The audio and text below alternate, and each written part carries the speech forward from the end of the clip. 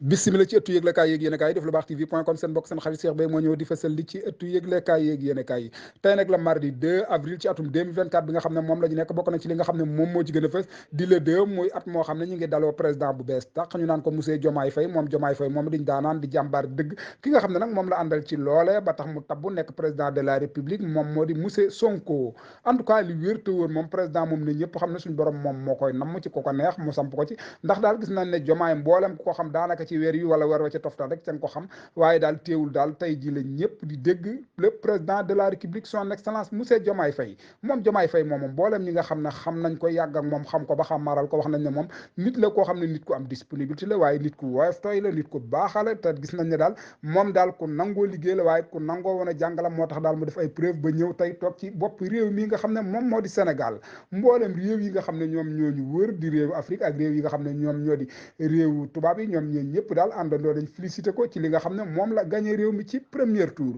c'est la première fois ñu ngi koy door a gis ci histoire Sénégal ki nga xam ne moom moo nekkoon parti opposition ñëw gagné pouvoir premier tour loolu nag anal dana ko bind muy loo xam ne taarix lay doon te kenn dootu ko fàtte ci réew mi ki ko njëkk a def moom moo di coalition Diomaye ak Sonko ñoom ñoo def lu mel noonu en tout cas li wér te wóor moom ñoom daal ay xale lañ te ñëw daal nar nañoo ñëw ci réew mi nar fee def loo xam ne lu mucc ayib lay doon gannaaw ba son excellence le président de la république Macky Sall jeexalee ñu daat koy wuutu ci bopp réew mi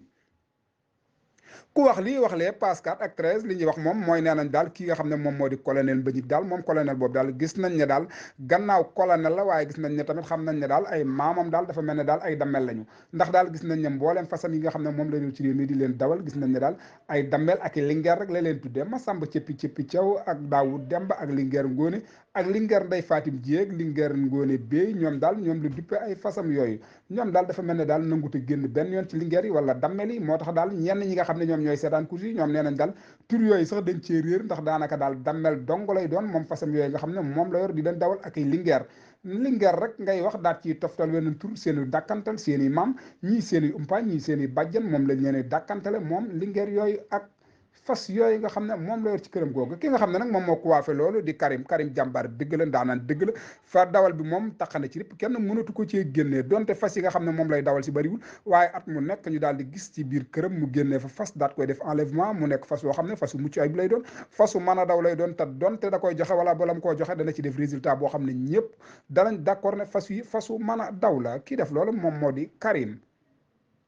page 8 ak 6 li ñu wax ñoom nee nañ daal course hippique bu Sénégal daal war nañoo copte grand prix wax kan la ñuy dawal grand prix yi ndax daal ñu ngi ci 11e journée dimanche bi nga xam ne moom lañ gën a te déggugun benn yoon ñu ne grand prix danañ ko tëgg dimanche bii nga xam ne moom lañ dëgg réservé lañ wax ci plein de 2 ans yi waaye taxul daal mu nekk grand prix boo xam ne grand prix buñ mandarga dëgg la ñu am kuñ ko duppee ñu wax ne grand prix sangam lay doon réservé rek lañ wax réservé nag mën naa nekkee nu ne mën naa ñëwee nu ne mën nañoo dem ba ci biir sax daal di koy changé waate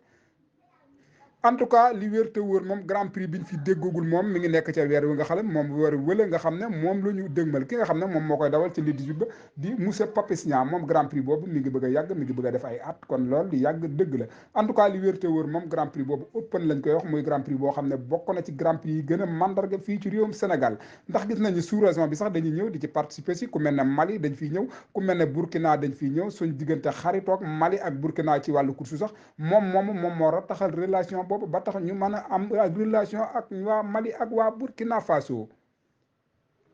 en tout cas moom course boobu course bu ñoŋo-ñoŋ la mboolem réew mi nga xam ne moom lañ nekk moom ñoom ñëpp seen xele nga ci ñi ngi koy xalaat ñi ngi ñaan ci bismillahi rahmaani rahim alhamdulillahi rabbil alamin moom mi nga xam ne moom moo ko tëgg suñ borom may ko jàmm ak tawféex bañ fekkee ko jàmm ba ki ko war a raw ko ci jàmm ak salaam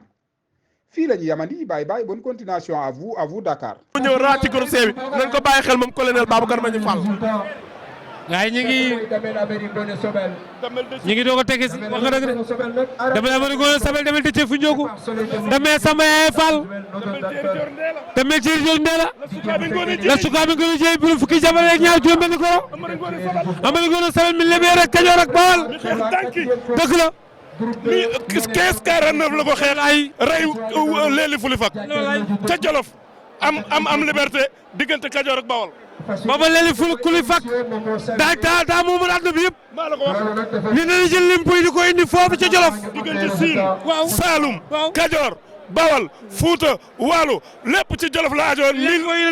1330 ba 15-49 ma jóob Jolof a yilifoon lépp. booba suuf si lan daan tibb. waaw di ko yóbbu. Kajoor da daan indi suuf. waaw Bawol da daan indi buum. waaw Saalum da daan indi wuteen. Waalo di indi jën. loolu lépp dañ lay wax ne lépp lu dox sa dëkk rek indi ko Jolof. waaye Amari Ngoone Sobel bi ñu ñëwee 15-49. ci la libéré Bawol. dana dëccee fu njoogi sama baay li nga daan def Jolof lanu la mu ne ko buur bee ñu ko teg te ñi mu wuñ koo tegg mu ne ko danaa ko teggi mu ngi ko tegg à l'âge de 15 ans ci 15-49. wax nga dëgg de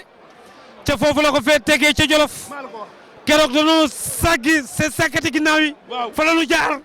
dugg ca biir fekk fa léeg-léeg ku lu fekk rey ko daw gi na àndaat ak ci la leen waa Jolof nag dab xëyu leen keroog la ñu xeexee ba tay mag boobu. waaye ma Diop xam nga histoire ndeke. ndeysaan ah laa ilaaha illallaah. ma Diop xam na histoire. la doom burki wala. maa la ko wax xam nga histoire. ndeysaan. xam na ko. gaa yaa ngi noonu. Le groupe 2 se prépare pour la 4e course. Le groupe 2 pour la 4e course.